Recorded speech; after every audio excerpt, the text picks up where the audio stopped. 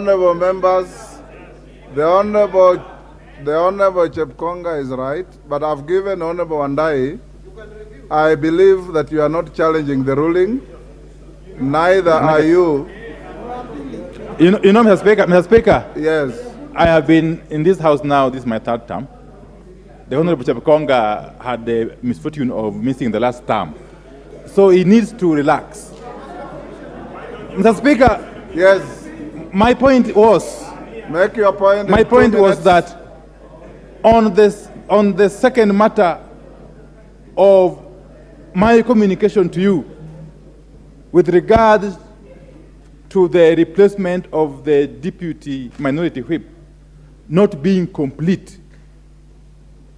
The Speaker, with all due respect, we have a difficulty agreeing with that position. But be that as it may, the Speaker, that as it may, the Speaker, once we initiate the process of replacement of our deputy minority whip, understanding Order 20A, it would have been advisable that you confirm first the removal of the Honorable Sabina Chege to give us opportunity to make her replacement form. Order, Honorable Wandai. Order. Take your seat, please. The ruling has been very clear. It needs no interpretation. The wording of the standing order is plain English. It talks of replacement. Your letter talks of removal. Removal is not replacement.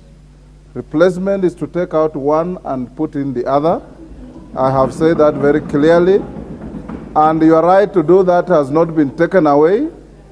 And you will not be engaged in either analyzing, that you can do out there in the coffee shop, but not on the floor.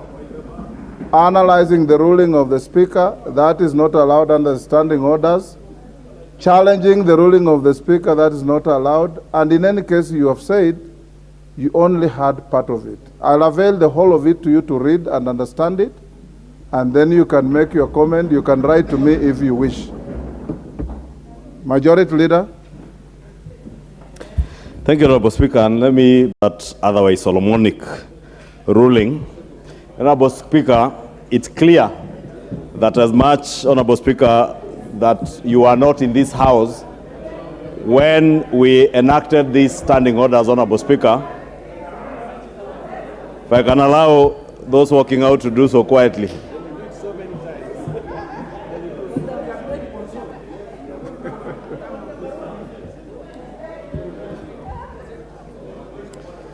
Thank you, Honorable Speaker. Go on, Majority Leader. Honorable Speaker, I was congratulating you for having interpreted these standing orders and appreciating that you are not a member and you are not the Speaker in this House when we enacted these standing orders in the last revision in the last Parliament. But Honorable Speaker, as you've said, Standing Order 20A4 is quite clear that a decision of Parliamentary Party replacing its whip or deputy whip shall be communicated to the Speaker in writing. And indeed, Honorable Speaker, that is the right interpretation. Honorable Speaker, I just want to draw reference or equate this to a football match.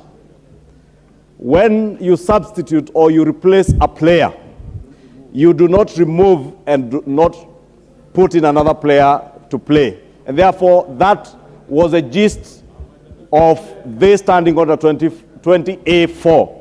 That you shall not remove without replacement, but you shall replace, as is akin in football matches where you substitute a player. Therefore, either the minority or the majority, if the majority wants to replace their leader of majority or their deputy whip or their whip, we replace, we do not remove. And Honorable Speaker, it's also true that power abhors vacuums. And what we were being asked to do is to remove and leave a vacuum, Honorable Speaker. And I really want to ask our colleagues, Honorable Speaker, to be patient and exercise patience. You have already said, Honorable Speaker, that nothing stops them, even tomorrow, from writing to you and express their desire to replace any member, be it in a committee or in their leadership. Therefore, Honorable Speaker, I just want to implore on our colleagues to exercise patience